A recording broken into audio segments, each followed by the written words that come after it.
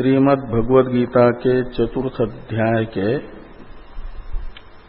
26वें श्लोक की चर्चा हम लोग कर रहे हैं। 24वें श्लोक में सम्यक ज्ञान में भगवान ने यज्ञत्व का संपादन कर दिया। सम्यक ज्ञान को यज्ञ के रूप से बताने का उद्देश्य है सम्यक ज्ञान की स्तुति करना। सम्यक ज्ञान को यज्ञ बताने से सम्यक ज्ञान की स्तुति कैसे हो रही है, इसे स्पष्ट करने के लिए ही अन्य साधनों में भी यज्ञत्व का संपादन 25वें श्लोक से 32वें श्लोक तक के ग्रंथ से भगवान कर रहे हैं। सब शास्त्र प्रतिपादित साधन किसी न किसी गुण योग से यज्ञ के तरह यज्ञ है। यज्ञगत किसी न किसी समानता को लेकर के प्रत्येक साधन को यज्ञ के तरह यज्ञ बता रहे हैं। तो सम्यक ज्ञान भी यज्ञ है और बाकी साधन भी यज्ञ हैं। तो यज्ञत्वेन रूपेण सब साधनों के समान सम्यक ज्ञान होने पर भी ये कहा कि ज्ञान यज्ञ जो है द्रव्य यज्ञ से उपलक्षित समस्त यज्ञ रूप साधनों से श्रेष्ठ है। श्रेयान द्रव्य में आज यज्ञ ज्ञान यज्ञ परंतप इस 33वें श्लोक में कहा जाएगा।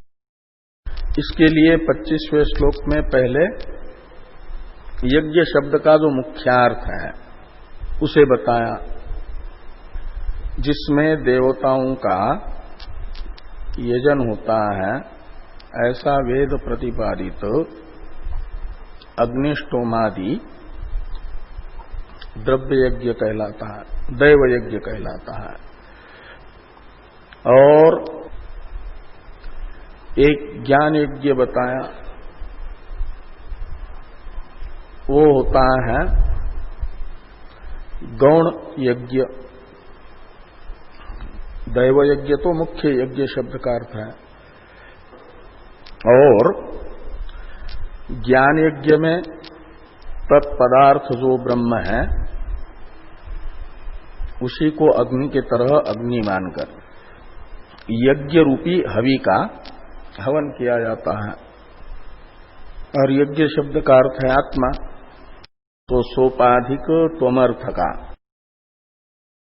यानी अविद्यावस्था में जो बुद्धियादि उपाधि युक्ततया प्रतीत हो रहा है उसका निरुपाधिक ब्रह्मरूपी अग्नि में होम निधिध्यासन करने वाले अधिकारी लोग करते हैं। का अर्थ है बुद्धियादि उपाधिक जो आत्मा है उसे निरुपाधिक ब्रह्मरूप देखते हैं, ग्रहण करते हैं। ये एक ज्ञान यज्ञ करते हैं।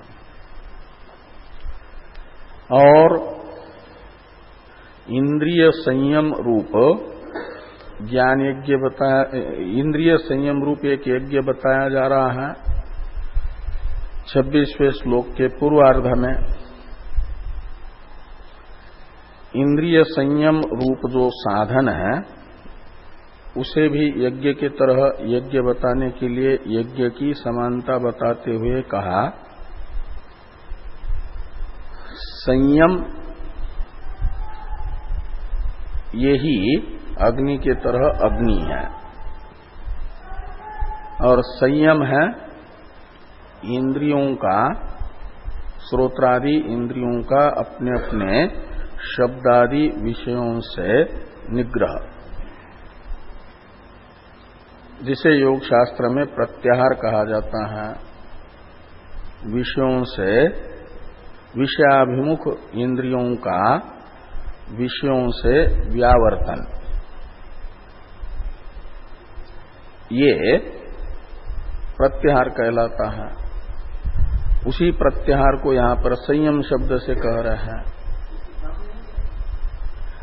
वेदांत में दम कहते हैं, योग शास्त्र में प्रत्याहार कहते हैं, और उसी को गीता में संयम शब्द से कहा जा रहा है। योग शास्त्र का प्रत्याहार अथातो ब्रह्म जिज्ञासा इत्यादि सूत्र में अथ शब्द से सूचित जो साधन चतुष्टय है, उसमें तृतीय साधन समाधि षट संपत्ति में जो द्वितीय है दम, वही यहां पर संयम है। और वो संयम इंद्रिय अनेक होने से, उन अनेक इंद्रियों के अपने अपने विषयों से व्यावर्तन रूप संयम अनेक है, और उसी को लेकर के बहुवचन है। और वही संयम रूप साधन अग्नि के तरह अग्नि है, और उसमें इंद्रिय हवि है। तो अपने श्रोत्रादि इंद्रियों का हवन कर रहे हैं अन्य साधक। वो अन्य साधक कौन है? तो दम साधना के अधिकारी, इंद्रिय निग्रह में लगे हुए अधिकारी। ये एक इंद्रिय संयम रूप यज्ञ बताया, ये भी गौण यज्ञ है। और जो इंद्रिय संयम करने में असमर्थ हैं, इंद्रिया सर्वथा विषयों का त्याग नहीं कर पा रही है, विषयों से व्यावृत्त नहीं हो पा रही है, तो वे भी आत्मकल्याण का साधन करते हैं। वो क्या साधन करेंगे? तो आहार शुद्धि रूप साधन करेंगे, जो सनत कुमार जी ने नारद जी को बताया। आहार शुद्धो सत्व शुद्धि। और वहां आहार का अर्थ है राग द्वेष रहित होकर के इंद्रियों से शास्त्र अनुमोदित विषयों का ग्रहण, यही आहार शुद्धो सत्व शुद्धि, इसमें आहार शब्द का अर्थ है। उसी श्रुति के द्वारा अंतःकरण की शुद्धि के साधन के रूप से बताया गया जो आहार है, उसे यहां पर बताया जा रहा है श्रोत्रादि इंद्रियों के द्वारा शास्त्र अनुमोदित शब्दादि विषयों का ग्रहण। ये भी यज्ञ के तरह यज्ञ है, शास्त्र अनुमोदित विषयों का सेवन, राग द्वेष रहित होकर के, वो अंतःकरण शुद्धि का साधन है और उसका अनुष्ठान करते हैं। इसी आहार शुद्धि को एक प्रकार से शब्दादीन विषयान अन्य इंद्रियाग्निषु जुहति, इन शब्दों से बताया 26वें श्लोक के उत्तरार्ध में। अन्य यानी जो इंद्रियों का सर्वथा प्रत्याहार करने में, निग्रह करने में असमर्थ है, वे इन अपनी श्रोत्रादि इंद्रिया ही अग्नि के तरह अग्नि है ऐसा मान करके उनमें शास्त्र अनुमोदित शब्दादि विषयों का हवन करते हैं, का मतलब शास्त्र अनुमोदित विषयों का ग्रहण करता है। इस प्रकार का मूल का अर्थ हम लोग देख चुके हैं।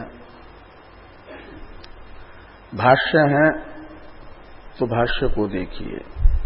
श्रोत्रादीनि इंद्रियाणि अन्ये योगिनः संयमाग्निषु प्रति इंद्रियम संयमो भिद्यते इति बहुवचनम। तो श्रोत्रादीनि इंद्रियाणि, ये दोनों पद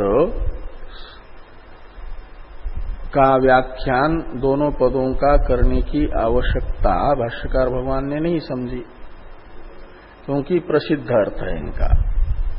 श्रोत्रादि भी इंद्रिय है।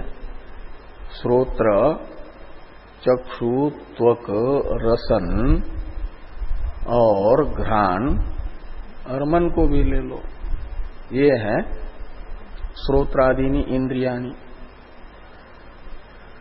बाह्य इंद्रिया और अंतरेंद्रिय। अन्य ये सर्वनाम है, तो अन्य इस सर्वनाम से ग्राह्य अर्थों को कहा कि अन्य योगिनः। योग है साधन और योगी है साधन के अधिकारी। तो यहां इंद्रिय संयम रूप साधन बताया जा रहा है योग, और योगी का अर्थ निकलेगा इंद्रिय संयम रूप साधन का अनुष्ठान करने वाले अधिकारी। उन्हीं का परामर्शक है यहां पर अन्य शब्द। तो वही अर्थ किया भाष्यकार भगवान ने कि अन्य योगिनः, यानी इंद्रिय संयम रूप योग शब्दित साधन के अधिकारी। अब मूल में संयमाग्निषु एक पद है, तो संयम ही अग्नि है। तो संयम तो एक पदार्थ है, इंद्रिय निग्रह। तो उसमें एकत्व होने से संयमाग्निषु में बहुवचन कुछ विरुद्ध प्रतीत हो रहा है। एक वचन होना चाहिए संयमाग्नो, ऐसा। तो बहुवचन कैसे उपपन्न होगा, ये जिज्ञासा किसी के मन में हुई। उस जिज्ञासा को शांत करते हुए बहुवचन की उपपत्ति भाष्यकार भगवान बता रहे हैं।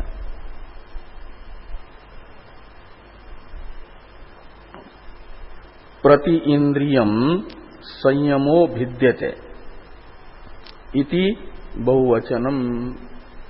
तो कहते हैं इंद्रिय संयम, ऐसा सामान्य रूप से इंद्रिय संयम पदार्थ एक होने पर भी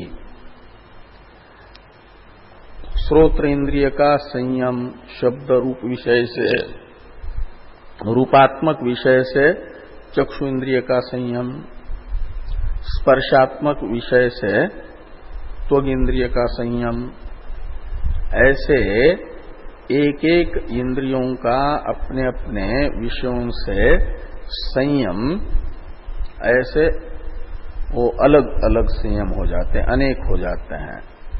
इसलिए कहा प्रति इंद्रियम, यानी प्रत्येक इंद्रिय का अपने अपने विषयों से निग्रह रूप जो संयम है वो भिन्न भिन्न है। इसीलिए उस बहुवचन बताया है संयम, ऐसे अनेक संयम हो गए। और इसलिए संयमा एव अग्नय इति संयमाग्नय तेषु संयमाग्निषु, ऐसा संयमाग्नि शब्द का विग्रह होगा। और जुहति यानी हवन करते हैं किसका, तो श्रोत्रादि इंद्रियों का। संयम रूपी साधन ही अग्नि है और उस अग्नि में हवन करते हैं। ये तो शब्दार्थ हुआ, तात्पर्यार्थ निकला पूर्वार्ध का कि इंद्रिय संयमम एव कुर्वन्ति इत्यर्थ। अपने अपने शब्दादि विषयों से श्रोत्रादि इंद्रियों का निग्रह इसी साधन में लगे रहते हैं। जैसे ही परांचखानी व्यतृणित स्वयंभू तस्मात् परांग पश्यति नान्तरात्मन के अनुसार अपने स्वभाववशात परमात्मा ने इंद्रियों को स्वभावतः विषय अभिमुख बना दिया है। खानी यानी इंद्रियाणी, परांची, परांची कहा जाता है। पराग कहते हैं बाह्य पदार्थों को, बाह्य पदार्थ है शब्दादि विषय, और उन शब्दादि विषय अभिमुख ही बनाया है। इसलिए इंद्रियां जैसे जल स्वभावतः निम्न देश के ओर बहना शुरू करता है, जिधर ढलान मिलेगी उधर बहता है, ऐसे इंद्रियां अपने स्वभाव के अनुसार अपने अपने विषय के ओर ही प्रवृत्त होती हैं। साधक की साधना है इंद्रियों के स्वभाव को बदलना। इंद्रियों का स्वभाव है बहिर्मुख यानी विषयाभिमुख, बहि शब्द से विषयों को लेना। श्रोत्रादि इंद्रियों का स्वभाव है शब्दादि के ओर प्रवृत्त होना, जाना, ये स्वभाव है। और साधक की साधना है उनके स्वभाव को बदलना। तो स्वभाव को बदलने का अर्थ है शब्दादि विषयों के ओर जो इनकी प्रवृत्ति है वहां से उनकी प्रवृत्ति को मोड़ना और आत्माभिमुख बनाना, अंतर्मुख करना, ये इंद्रियों के स्वभाव को बदलना है। और इंद्रियों के स्वभाव को बदलने का ही नाम है इंद्रियों का निग्रह, इंद्रियों का संयम। और ये शब्दादि विषयों के और श्रोत्रादि इंद्रियों की जो स्वाभाविक प्रवृत्ति है उस स्वाभाविक प्रवृत्ति से इंद्रियों को रोकते हैं, यही संयम है। तो इसलिए कहा कि इंद्रिय संयमम एव कुर्वन्ति इत्यर्थ। ये पूर्वार्थ का तात्पर्यार्थ निकलेगा। उत्तरार्ध में एक साधन बताया जा रहा है इंद्रियों से शास्त्र अनुमोदित विषयों का सेवन।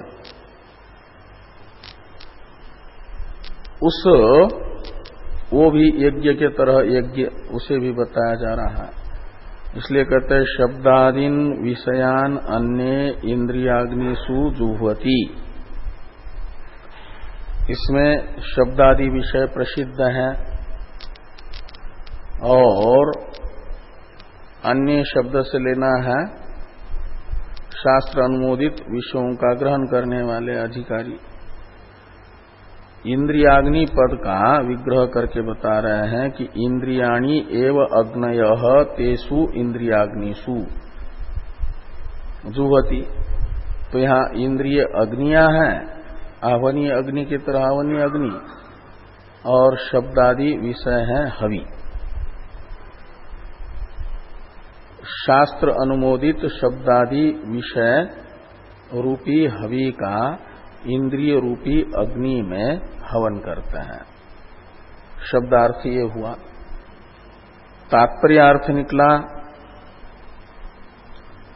श्रोत्रादि भी ही अविरुद्ध विषय ग्रहणम होमम मन्यन्ते। श्रोत्रादि इंद्रियों के द्वारा अविरुद्ध यानी शास्त्र अविरुद्ध, शास्त्र के द्वारा जो अनुमोदित है, शास्त्र के द्वारा प्रतिषिद्ध नहीं है जो विषय, ऐसे विषयों का ग्रहण ही इंद्रियों से होम के तरह होम है। यज्ञ के तरह यज्ञ है, ऐसा मानते हैं। 27वें श्लोक का अवतरण भाष्य है किंच, यानी जैसे यहां पर दैव यज्ञ आदि कई एक साधन बताएं, ऐसे और भी साधन बता रहे हैं। तो 27वें श्लोक का उच्चारण किया जाए। सर्वाणि इंद्रिय कर्माणि प्राण कर्माणि चापरे आत्मसंयम योगाग्नौ जुहति ज्ञानदीपिते। तो सर्वाणि इंद्रिय कर्माणि, तो ये जो अपरे यानी आत्मसंयम रूप यज्ञ करने वाले, आत्मसंयम रूप साधन करने वाले। आत्मसंयम का अर्थ है आत्मनि संयम आत्मसंयम, और संयम शब्द का अर्थ है धारणा, ध्यान और समाधि एक विषयक होती है, तो माना जाता है संयम। इन तीनों साधनों को एक साथ एक शब्द से योग शास्त्र में कहा जाता है संयम शब्द से। तो मन का और इंद्रियों का, इंद्रियों की धारणा है आत्मा में, आत्मा में ही धारणा, आत्म विषय की ध्यान और आत्म विषय की समाधि, तो माना जाता है संयम हुआ आत्मा में। तो सब इंद्रियों का अपने अपने विषयों से संयम कर दिया, प्रवृत्ति को, बाह्य प्रवृत्ति को रोक दिया, तो कहीं न कहीं जल को जिधर बह रहा है वहां बांध बना करके रोक देंगे और कहीं से भी उसकी निकासी नहीं होगी यदि, तो एक समय उस बांध को ही तोड़ करके जल बह जाएगा। इसके लिए उसकी निकासी भी करनी होती है ना। तो इंद्रियां बाहर से तो शब्दादि विषयों के ओर से रोक दी और उनकी कहीं न कहीं निकासी होनी चाहिए, शक्ति है ना वो तो उसके लिए आत्माभिमुख कर दिया। तो वहां आत्म केंद्रित इंद्रियों को रखना, ये है इंद्रिय की और मन की आत्म विषयक धारणा, संयम पदार्थ का एक देश। और वहीं एकत्रित कर दिया और उसके बाद आत्मा के ही ध्यान में मन को लगा दिया। जो पहले कहा इंद्रियों को अप्रमाथी रखे, प्रमाथी इंद्रियां जो है मन को समाहित नहीं होने देती। इंद्रियाणि प्रमाथिनी हरंती प्रसभम मन, आत्म केंद्रित मन इंद्रियों का होना है, इंद्रियों की आत्मा में धारणा है कि वे आत्म ध्यान में लगे हुए मन को आत्म ध्यान करने में सहयोग करें, वहां से अपने विषयों के ओर विषयों का चिंतन करने के लिए बलात् खींच करके न ले जाए। तो माना जाता है इंद्रियों का आत्मा में संयम हुआ। तो उस प्रकार का जो प्रमाथी इंद्रिया बताई गई थी, असंयमित इंद्रिया बताई थी, वो असंयमित इंद्रिया न हो। शब्दादि विषयों का चिंतन करने के लिए आत्मचिंतन में लगे हुए मन को बलात् खींचने वाली न हो, तो माना जाता है कि सब इंद्रियों का जो कर्म है, सर्वाणि इंद्रिय कर्माणि, तो सर्वाणि इंद्रियाणि है श्रोत्रादि सभी इंद्रियां, और उनके कर्म हैं व्यापार।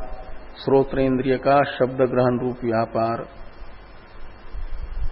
चक्षु इंद्रिय का रूप ग्रहणात्मक व्यापार, वाग इंद्रिय का वदनात्मक व्यापार, ये सब जो तत्तद इंद्रियों का व्यापार है वो है सर्व इंद्रिय कर्म। और प्राण कर्म है जो स्पंदनादि, और इनको भी अपरे योगिन, तो जो अपरे योगी है का मतलब आत्मधारणा, आत्मध्यान और आत्म समाधि में लगे हुए जो साधक हैं, यही साधन कर रहे हैं, वे क्या करते हैं, तो आत्म संयम रूप जो योगाग्नि है, आत्म संयम ही है योग रूप। योग अष्टांग योग में धारणा, ध्यान, समाधि, ये भी योग के अंग होने से इनको भी योग कहा जाता है, संयम शब्दित। और इस आत्म संयम शब्दित जो धारणा, ध्यान, समाधि, यही है आत्म संयम रूप योग। और इसी योग को अग्नि के तरह अग्नि माना गया, और इस अग्नि में हवन किया जा रहा है सभी इंद्रियों के व्यापार तथा प्राण के व्यापार का, वो हवि है। जैसे प्रसिद्ध यज्ञ में आज्यादि हवि होता है, आह्वनीय अग्नि में उसका प्रक्षेप किया जाता है, ऐसे आत्म संयम रूप जो योग, और उस आत्म संयम रूप योग रूपी अग्नि में इंद्रिय कर्मों का और प्राण कर्मों का हवन किया जा रहा है, होम किया जा रहा है। का अर्थ है आत्म संयम शब्दित धारणा, ध्यान, समाधि रूप योग के जो अंतिम 3 अंग है अष्टांग योग के, उन 3 अंगों को महत्व दिया जा रहा है।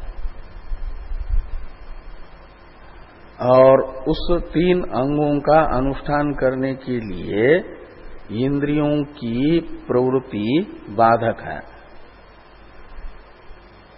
बाहरी विषयों का ही इंद्रियों से ग्रहण होता रहेगा तो अकेली इंद्रिया तो नहीं ग्रहण कर पाती अपने अपने विषयों को बिना मन के। मन चाहिए उनको, तो मन को ले जाएगी तो आत्मा संयम नहीं हो पाएगा, आत्मा में ही धारणा, ध्यान, समाधि सिद्ध नहीं हो पाएगी। आत्मा में ही हमेशा मन लगा रहे तो धारणा, ध्यान, समाधि सिद्ध होगी, आत्म संयम होगा। इसके लिए आवश्यक है मन का इंद्रियों के विषय के ओर न जाना, और इंद्रियों के विषय के ओर मन जाएगा न जाए, इसके लिए आवश्यक है इंद्रियों का व्यापार रुकना। इसलिए आत्म संयम सिद्धि के लिए अपने अपने इंद्रियों के तथा प्राण के व्यापारों को रोकते हैं। प्राण के व्यापारों को रोकने का अर्थ है कुंभक बना करके रखना, ऐसा कुंभक में रखते हैं प्राण को, कुंभक स्थिति में। ऐसे प्राणायाम तो आगे आएगा। वो प्राणों की जो सामान्य गति है उस सामान्य गति से अधिक ज्यादा गति से दौड़ते हैं तब भी प्राणों का अधिक व्यापार होता है। अधिक परिश्रम करते हैं तब भी, सामान्य से ज्यादा परिश्रम करते हैं तो प्राणों का व्यापार अधिक होता है। तो इसलिए आत्म संयम करता है, आत्म ध्यान में बैठता है साधक, तो उस समय प्राण अपनी सामान्य गति से चलते हैं और धीरे धीरे धीरे वे एक प्रकार से शांत हो जाते हैं। बहुत कम उनका व्यापार होता है उस समय, ध्यान धारणा करते समय। मन रुक गया, इंद्रियों की प्रवृत्ति रुक गई तो प्राणों का व्यापार भी कम होता है। जैसे जैसे आत्म अभिमुख मन होगा, धारणा ध्यान समाधि बढ़ेगी तो प्राण व्यापार फ्री होता, हाँ कम होता। तो इस दृष्टि से कहा जा रहा है कि यानी प्राण का व्यापार तथा इंद्रियों का व्यापार वैसा ही करते हैं जो धारणा, आत्म ध्यान और आत्म समाधि अनुकूल हो, जिससे ये आत्म संयम बिगड़े। ऐसा इंद्रियों का व्यापार और प्राणों का व्यापार नहीं होने देते। ये करना ही एक प्रकार से आत्म संयम रूपी योग रूपी अग्नि में प्राण कर्मों का और इंद्रिय कर्मों का हवन करना है। तो सर्वाणि इंद्रिय कर्माणि प्राण कर्माणि च अपरे आत्म संयम योगाग्नो जुह्वति। आत्म संयम योगाग्नि का विशेषण है। जैसे आह्वनीय अग्नि में हवि प्रक्षेप करते हैं तो प्रदीप्त अग्नि में किया जाता है, शांत अग्नि में नहीं। ऐसे यहां पर भी आत्म संयम रूपी जो योगाग्नि है वह प्रदीप्त होनी चाहिए। तो आत्म संयम रूपी योगाग्नि प्रदीप्त किससे होगी? तो वो प्रदीप्त होती है ज्ञान दीप से। इसलिए ज्ञान दीपिते का मतलब ज्ञान है विवेक ज्ञान। पहले श्रवण मनन निधिध्यासन, श्रवण ठीक ठीक हो गया, आत्मानात्म पदार्थों को ठीक ठीक से जान लिया है, तत्वम पदार्थ का ठीक ठीक विवेक है। तब जाकर के आत्मा शब्द का जो वास्तविक अर्थ है उसी वास्तविक अर्थ में मन को समाहित करना, ये आत्म संयम योगाग्नि है। और वह प्रदीप्त रहता है आत्मानात्म विवेक ज्ञान से। प्रदीप्त हुआ जो आत्म संयम रूपी योगाग्नि, और उस योगाग्नि में इंद्रिय कर्म और प्राण कर्म रूपी हवि का हवन करते हैं वे साधक जो धारणा ध्यान समाधि रूपी साधन में लगे हुए हैं। ये एक यज्ञ यहां पर बताया आत्म संयम नामक। तो भाष्य है सर्वाणि इंद्रिय कर्माणि, यानी इंद्रियाणाम कर्माणि इंद्रिय कर्माणि तथा प्राण कर्माणि। प्राणो वायु आध्यात्मिक और तत् कर्माणि अंकुंचन प्रसारणादीनि तानि च अपरे आत्म संयम योगाग्नो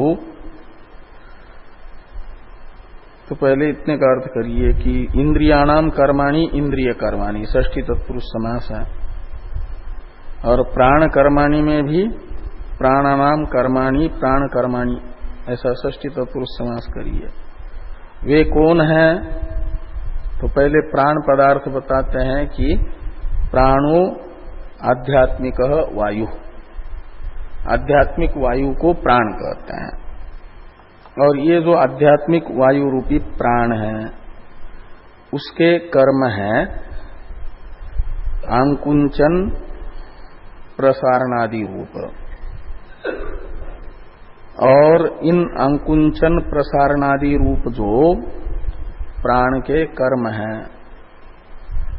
इनका तानी, इन प्राण कर्मों का और इंद्रिय कर्मों का, यानी श्रवणादि रूप जो इंद्रिय कर्म है उन इंद्रिय कर्मों का भी, व्यापारों का भी, और प्राण के अंकुंचनादि रूप व्यापारों का भी हवन करना है, मतलब इनको छोड़ना है आत्म संयम के उद्देश्य से। तो इसलिए कहते हैं आत्म संयम योगाग्नो। इसमें आत्म संयम योगाग्नि शब्द का विग्रह है आत्मनि संयम आत्म संयम, और स एव योगाग्नि इति आत्म संयम योगाग्नि, और तस्मिन् आत्म संयम योगाग्नो जुहत यानी प्रक्षिपन्ति। आत्म संयम रूपी योगाग्नि में इन प्राण कर्मों का और इंद्रिय कर्मों का प्रक्षेप करता है, हवन करता है। वो आत्म संयम योगाग्नि है ज्ञान दीपिते। ज्ञान दीपिते का अर्थ कर रहे हैं स्नेह न इव।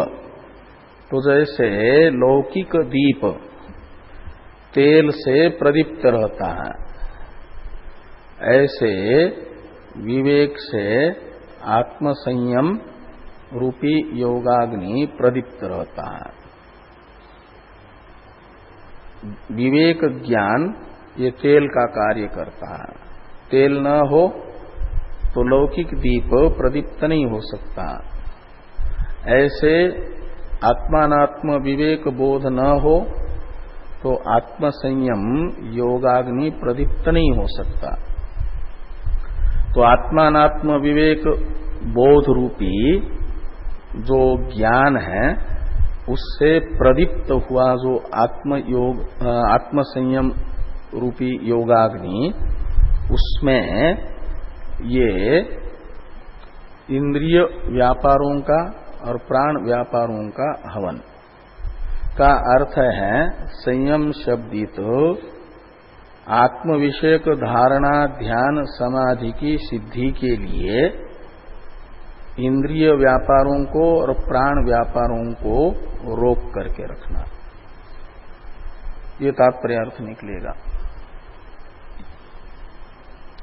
तो विवेक प्रदीपिते का अर्थ कर रहे हैं कि विवेक विज्ञानेन उज्ज्वल भावम आपादिते प्रविलापयन्ति इत्यर्थ। अब 28वें श्लोक का उच्चारण किया जाए। द्रव्य यज्ञास्तपो यज्ञा योग यज्ञास्तथा परे स्वाध्याय ज्ञान यज्ञाश्च यतय संसित व्रताः। तो यतयः यानी यत्नशील प्रयत्नशील, जो प्रयत्न कर रहे हैं साधक, उनको यति कहा जाता है। तो यहाँ आत्म कल्याण के लिए प्रयत्न करने वाले जो साधक, वे अपने अपने योग्यता के अनुसार साधनों को अपनाते हैं आत्म कल्याण के। तो इसमें एक द्रव्य यज्ञ नामक साधन बताया है। यहाँ द्रव्य यज्ञ शब्द तो साधक का बोधक है। तो द्रव्य यज्ञ यतयः, तो जो द्रव्य यज्ञ साधक है, मतलब जो अपने पास विद्यमान द्रव्य है उसे पूर्त और दत्त कर्म करने वाले, जो दैव यज्ञ बताया वो इष्ट कर्म हुआ। दैवमेवा परे यज्ञम वो जुहती करके आया था ना, हाँ पर्युपासते, तो वो इष्ट कर्म, तो इष्ट पूर्त दत्त 3 प्रकार का कर्म होता है ना, तो उसमें से दैव यज्ञ है इष्ट कर्म, और पूर्त तथा दत्त कर्म को बताने के लिए द्रव्य यज्ञ, और ये द्रव्य यज्ञ शब्द से लेना है पूर्त कर्म तथा दत्त कर्म को ही अपने श्रेय के साधन के रूप से जिन्होंने निश्चित कर लिया है, और वे द्रव्य यज्ञ कहलाते। द्रव्य ही यज्ञ हैं जिनका वे हैं द्रव्य यज्ञ। तो पूर्त कर्मों में जहां जलादि नहीं है वहां जलादि की व्यवस्था करना, जहां शिक्षादि की व्यवस्था नहीं है वहां पर शिक्षा आदि के लिए विद्यालय आदि का निर्माण करना, कहीं आवास नहीं है आवास आदि बना करके देना, धर्मशाला आदि बनाना, ये योग्य अधिकारी में अपने पास विद्यमान धन का सदुपयोग करना, ये कहलाता है द्रव्य यज्ञ। ये जो कर रहे हैं वे हैं द्रव्य यज्ञ। द्रव्यम एव यज्ञ एशांते द्रव्य यज्ञ यतया। और तपो यज्ञ, तो तप को ही, तो इंद्रिय संयम और मनोनिग्रह इसको परम तप कहा गया है। इंद्रियाणाम मनसश्चैव हैकाग्र्यम परमम तपः। लेकिन इंद्रिय संयम तो पहले आ गया है, आत्म संयम करके मन का संयम भी बता ही दिया है निग्रह। इसलिए यहां पर तप शब्द से कृच्छ चांद्रायनादि जो है उसमें भी व्रत शब्द से लिया जाएगा उसे। तो ये जो तप है, बाकी तप वानप्रस्थ आश्रम में किया जाने वाला वो मुख्य रूप से वो तप जिनका अपने आत्म उद्धार का साधन है उन्हें तपस्वी कहा जाता है। तपो यज्ञ का अर्थ है तपस्विना। और उस अपने तप को ही जिन्होंने मान लिया है यज्ञ के तरह यज्ञ, यानी तप रूपी साधन में लगे हुए हैं। विविधिसंत यज्ञ न दाने न तपसा नासके न, यह श्रुति तप भी आत्म शुद्धि का साधन बताती है, अंतःकरण शुद्धि का साधन बताती है। और योग यज्ञ, तो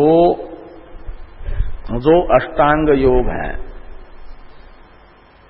यम नियम आसन प्राणायाम प्रत्याहार धारणा ध्यान समाधि,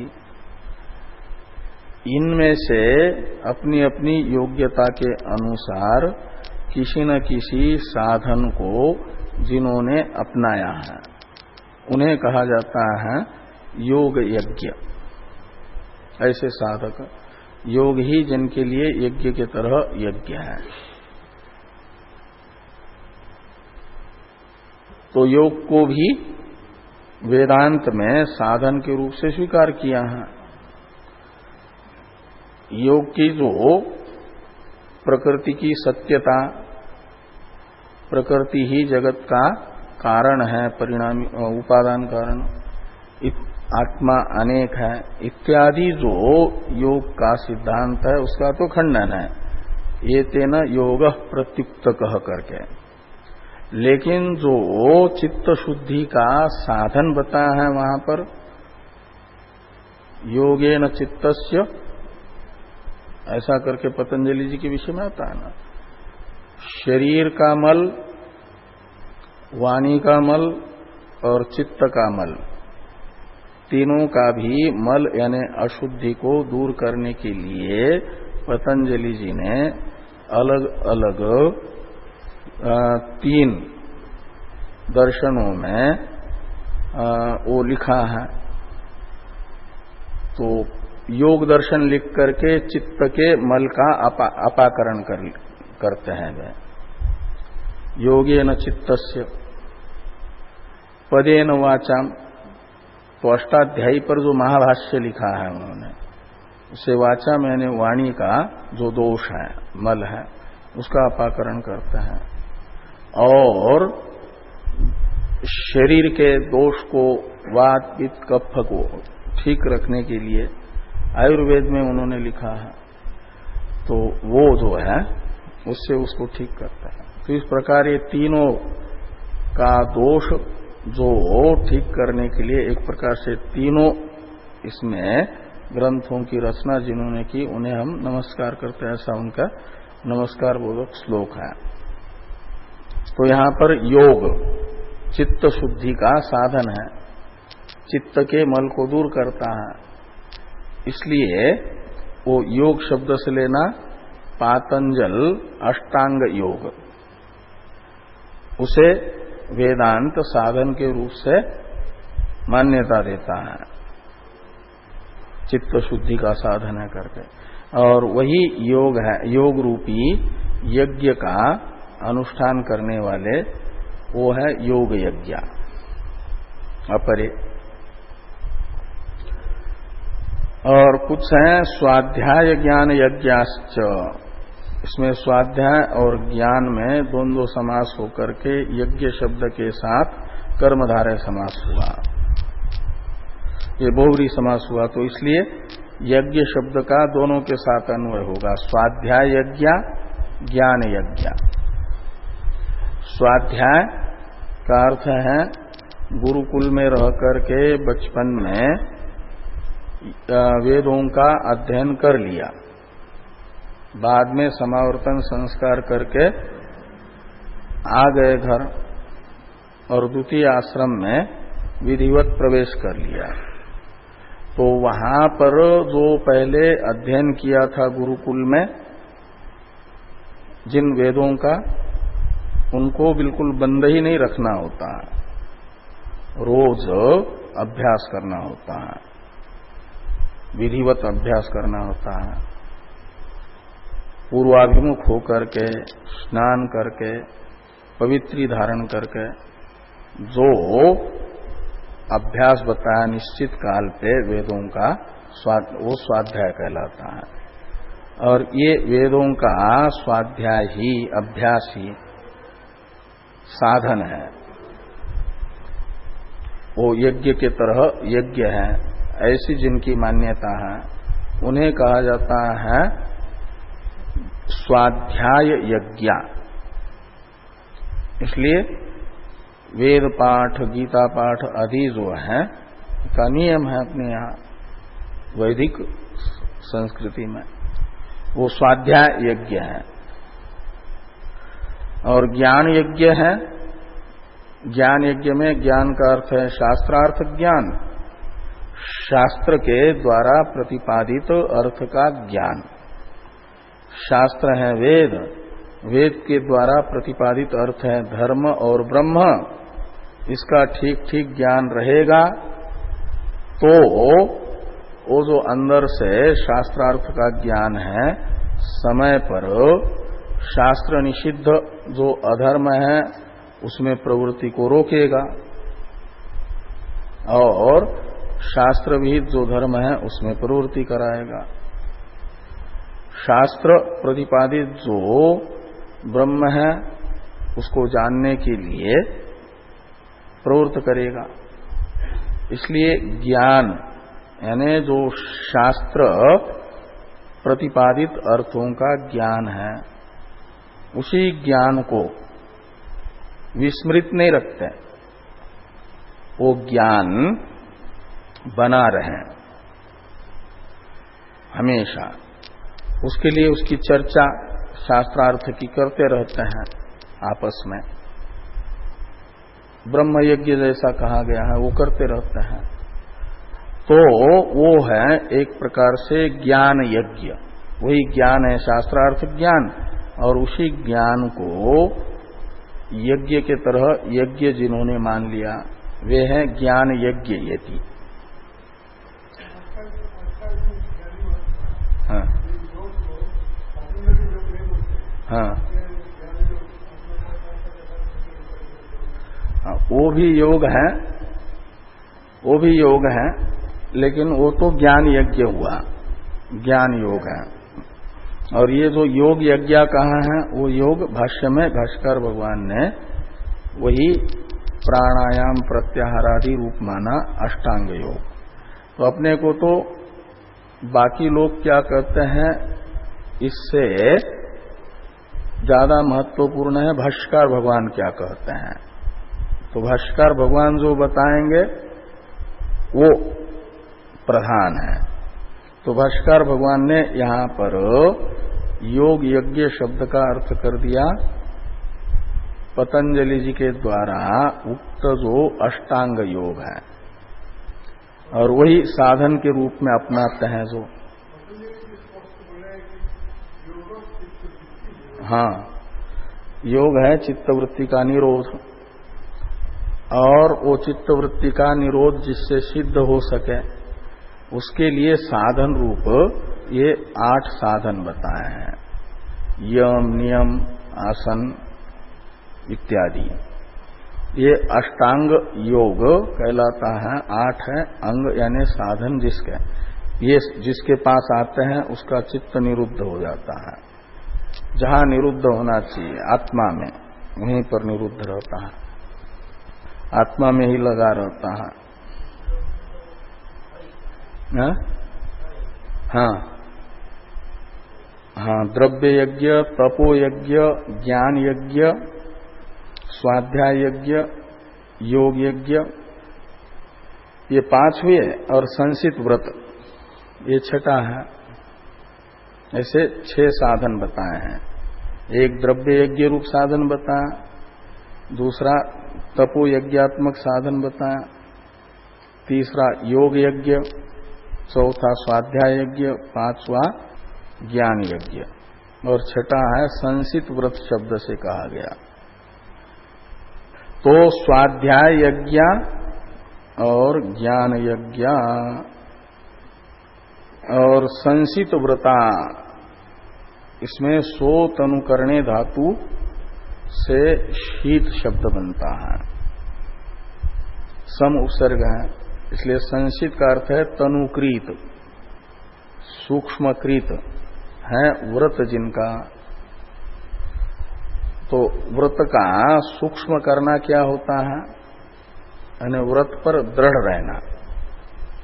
कृच्छ्र चांद्रायनादि व्रत यदि ले लिया तो फिर वो जो व्रत है उस व्रत को थोड़ा सा कोई कष्ट आया तो छोड़ दिया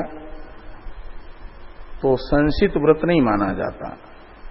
व्रत का संसित होना है उस व्रत में कभी व्रत का अनुष्ठान करते समय कुछ आपत्ति आ भी जाए, कष्ट आ भी जाए, उस कष्ट को सहन करके व्रत को पूरा करना, उसमें दृढ़ रहना साधन में।